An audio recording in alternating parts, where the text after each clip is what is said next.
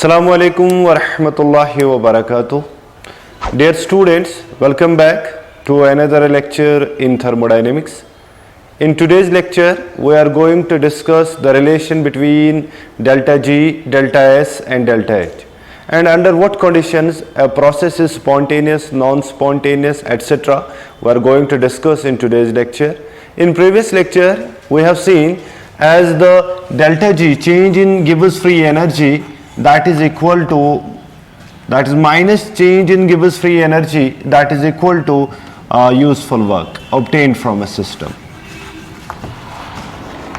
जो भी useful work आप सिस्टम से निकाल रहे हैं, that is due to the decrease in Gibbs free energy. This first equation. And second equation we have seen that delta G is equal to बेटा minus T del S. यानी कि अगर आपको डेल एस दिया होगा और T दिया होगा, आप डेल जी का भी वैल्यू बता सकते हैं. ओके, नाउ अगर हम ये कंडीशन और इस चीज को दोनों को लेंगे और देखेंगे कि कौन सी प्रोसेस स्पॉन्टेनियस होती है और कौन सी प्रोसेस नॉन स्पॉन्टेनियस होती है, तो हम देखते हैं कि अगर हमारे पास डेल्टा जी है, हमारे पास डेल्टा एच है और हमारे पास डेल्टा एस है और यहाँ पर हमारे पास प्रोसेसेस है, और हम देखेंगे कि किस किस कंडीशन के तहत कौन सी प्रोसेस स्पॉन्टेनियस होगी और कौन सी प्रोसेस नॉन स्पॉन्टेनियस होगी. अगर हम डेल्टा जी का वैल्यू नेगेटिव पुट करेंगे, that means it is negative. ये कब नेगेटिव निकलेगा? जब ये होगा पॉजिटिव, तो positive negative that will be negative. So we can say it is positive, it is positive. Okay, अगर हम देखेंगे हमारे पास और एक इक्वेशन है, that is delta G is equal to delta H minus T del S. Okay बेटा, देखिए अगर आपने इसको नेगेटिव पाने के लिए आपने इसको पॉजिटिव रखा, अगर इसको पॉजिटिव रखेंगे तो यहां पर इसको अगर नेगेटिव रखेंगे तो ओवरऑल जो साइन आएगी वो नेगेटिव आएगी, क्योंकि ये नेगेटिव प्लस माइनस हो गया माइनस, माइनस माइनस ये तो बहुत ही ज्यादा हो जाएगा डेल्टा जी. तो यहां पर हम ले सकते हैं डेल्टा एच नेगेटिव. तो हम कह सकते हैं कि ऑल प्रोसेसेस स्पॉन्टेनियस होंगी. कब बेटा? एट ऑल टेम्परेचर्स, हर किसी टेम्परेचर पे स्पॉन्टेनियस एट ऑल टेम्परेचर्स, हर किसी टेम्परेचर पे, चाहे लो टेम्परेचर हो चाहे हाई टेम्परेचर हो. जब आपके डेल्टा जी नेगेटिव होगा, डेल्टा एच नेगेटिव होगा और डेल्टा एस पॉजिटिव होगा, तब आपकी सभी प्रोसेसेस हर किसी टेम्परेचर पे स्पॉन्टेनियस होंगे. ओके, नाउ अगर हम देखेंगे, अगर डेल्टा एच हम ले लेंगे बेटा नेगेटिव और इसको हम ले रहे हैं नेगेटिव, ठीक है ना. अगर डेल्टा एच को हमने नेगेटिव ले लिया तो यहां पर नेगेटिव ले लिया और यहां पर हमने इसको नेगेटिव ले लिया, तो यहां नेगेटिव नेगेटिव पॉजिटिव हो जाएगा और यहां पर ये डेल्टा एच नेगेटिव होगा. ठीक है, तो ये माइनस है और ये फिर आएगा माइनस, लेकिन टी का कंट्रीब्यूशन यहां पे होगा, तभी आपका डेल्टा जी का वैल्यू आ जाएगा. हम कह सकते हैं कि ये नेगेटिव बारी पड़ जाएगा इस नेगेटिव पे, ठीक है ना. ये नेगेटिव जो है negative that will B positive. ठीक है, तो ये पॉजिटिव है, तो हम कहेंगे ये पॉजिटिव कम होगा तब जब टेम्परेचर कम होगा. तो हम कह सकते हैं कि डेल्टा जी नेगेटिव होगा, बट ये प्रोसेसेस तब स्पॉन्टेनियस होगी बेटा, स्पॉन्टेनियस ये भी प्रोसेसेस होंगी, बट एट लो टेम्परेचर्स. सो याद रख लीजिएगा, अगर आपकी तीनों साइंस नेगेटिव आ रहे हैं तो आपको और एक कंडीशन अप्लाई करनी है. वो कंडीशन क्या है? आपका टेम्परेचर लो होना चाहिए, तब वो प्रोसेस स्पॉन्टेनियस होगी. ओके, अब इसके बाद और एक चीज हम देखेंगे बेटा, अगर ये नेगेटिव होगा और हम इसको पॉजिटिव ले रहे हैं और इसको भी पॉजिटिव ले रहे हैं, ठीक है. ओके, तो यहां पे गौर कीजिएगा आप लोग बेटा कि आपके पास डेल्टा जी है और ये है delta H minus T del S. Okay, आपने इसको नेगेटिव पाने के लिए आपने इसको पॉजिटिव रखा और इसको भी पॉजिटिव रखा, डेल्टा एस को भी पॉजिटिव रखा. ये पॉजिटिव और नेगेटिव, ये नेगेटिव हो गया, ये पॉजिटिव है. ये नेगेटिव साइन ज्यादा होगी जब ये लार्ज होगा, यानी कि टेम्परेचर जब लार्ज होगा.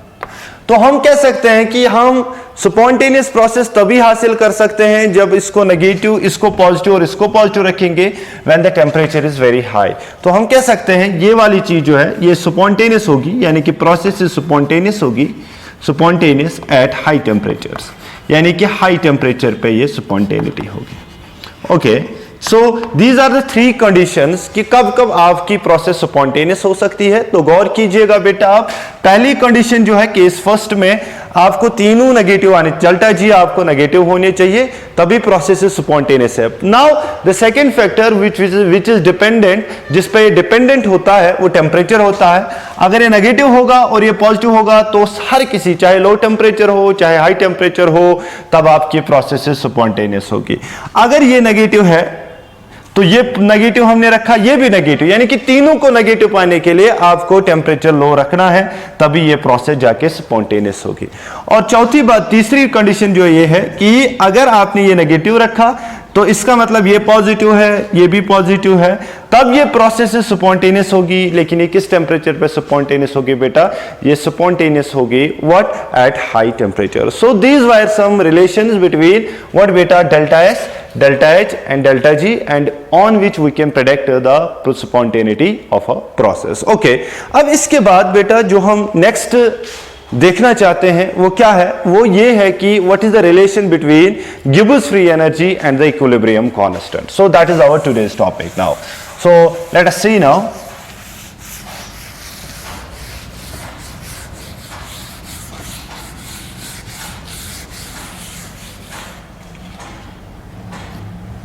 ये भी बहुत ही इंपॉर्टेंट है जेईई और नीट के लिए बेटा। जेईई और नीट के लिए, कॉम्पिटिटिव एग्जाम्स के लिए बहुत ही इंपॉर्टेंट है। What is that? That is relation between delta G and के सी, यानी कि इक्विलिब्रियम कांस्टेंट के सी। इक्विलिब्रियम कांस्टेंट और डेल्टा जी के दरमियान क्या रिलेशन है? ठीक है, अगर हमारे पास कोई प्रोसेस है, सपोज ए प्लस बी है, that gives me C. Okay, ठीक। अगर ये प्रोसेस इक्विलिब्रियम पे नहीं है, when the process is not equilibrium, when the process is not at equilibrium,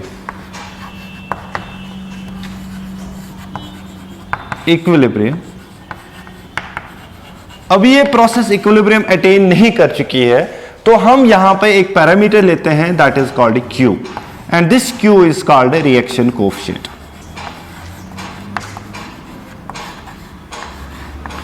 coefficient जिसे आप कहते हैं, कोएफिशिएंट नहीं, coefficient. What is reaction coefficient? Reaction coefficient is simply the constant which we are getting when the reaction is not at equilibrium. जब process, कोई भी process equilibrium पे नहीं होगी, तब जाके आप इक्विलिब्रियम कांस्टेंट नहीं लेते हैं, आप उस वक्त एक कांस्टेंट लेते हैं और एक पैरामीटर लेते हैं। What is that parameter? That parameter is called reaction coefficient. When the process is at equilibrium, जब प्रोसेस इक्विलिब्रियम पे होगी तो हम कह सकते हैं Q जो होगा उस वक्त वो Kc के बराबर होगा। ये होगा when process attains equilibrium।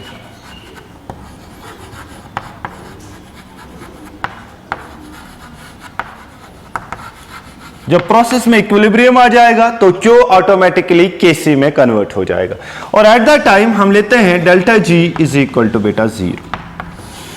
तो इस वक्त आपका डेल्टा G जो होगा वो 0 होगा, because the process is at equilibrium.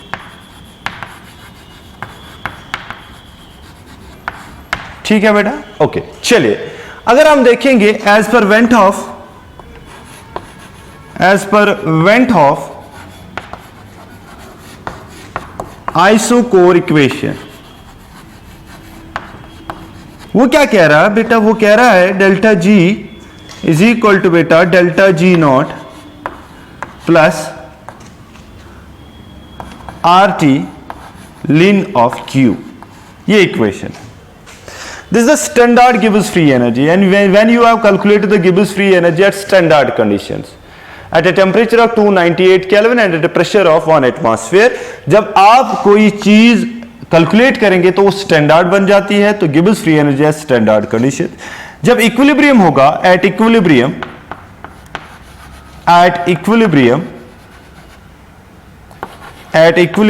Delta G is equal to 0 and Q is equal to K C. ये मैंने ऊपर ही आपको लिख के रखा है, ठीक है बेटा, ओके।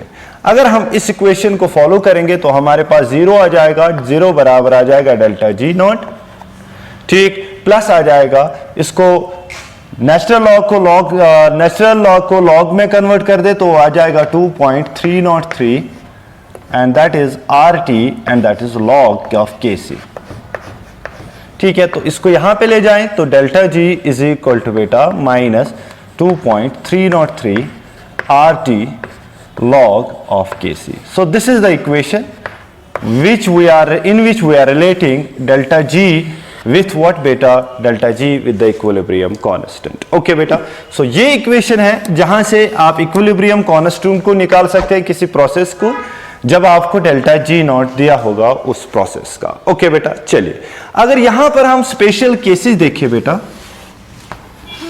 स्पेशल केसेस जो इसमें है, स्पेशल केसेस क्या है, अगर आपका डेल्टा जी जो है वो नेगेटिव आ रहा है तो आप समझ लीजिए कि हमारे पास जो प्रोसेस है वो स्पॉन्टेनियस होगी, और अगर आप डेल्टा जी आपका वैल्यू पॉजिटिव आ रहा है तो आप समझ लीजिएगा आपकी प्रोसेस नॉन स्पॉन्टेनियस है, okay.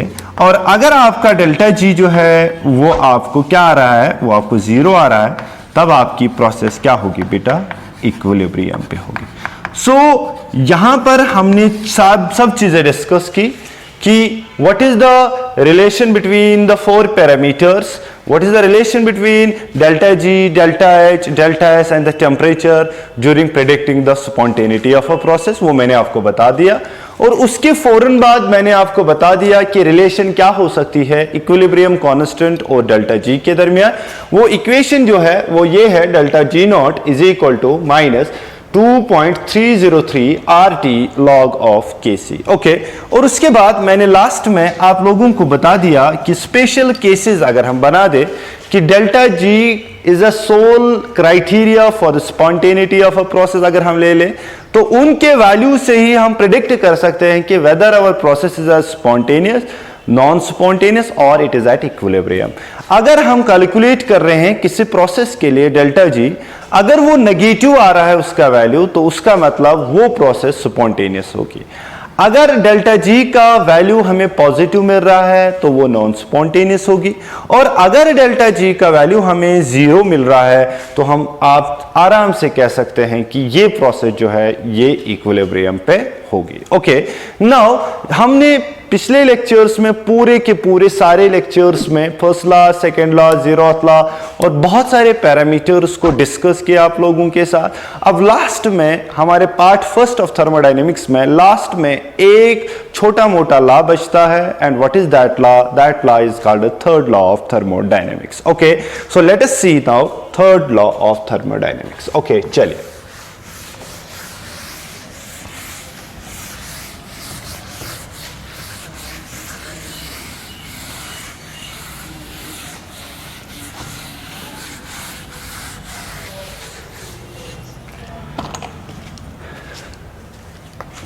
now the last law, that is called the third law of thermodynamics. What is this third law of thermodynamics? This third law of thermodynamics gives us the concept of residual entropy.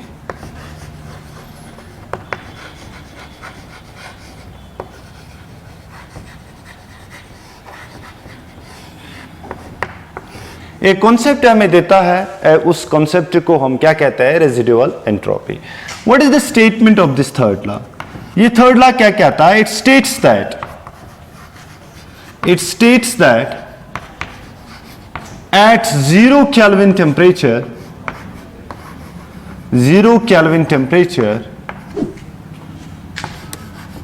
the entropy of a perfectly crystalline solid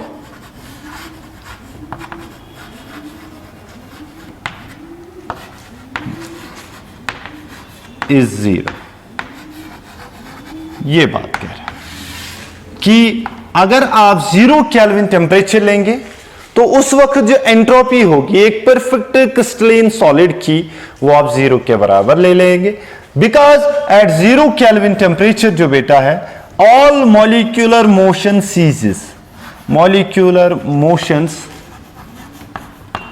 ceases, यानी कि stop हो जाती है सब molecular motion. तो यहां पर no disorder will be there, no disorder.